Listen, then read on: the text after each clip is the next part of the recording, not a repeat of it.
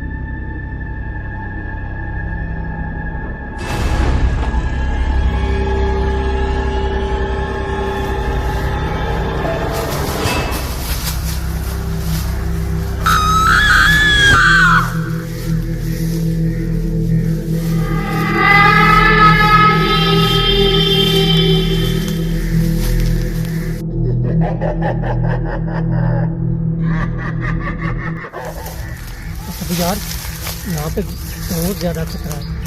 हम जिस मकसद के लिए आए ना वो पूरा करना है, ठीक है। इतिहास से चलना है यहाँ से।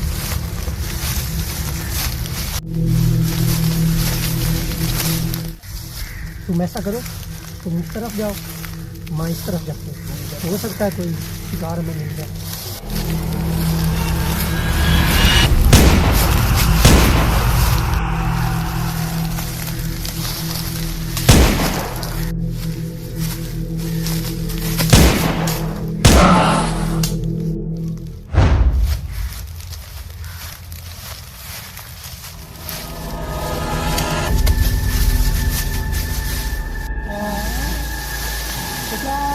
बचाओ बचाओ।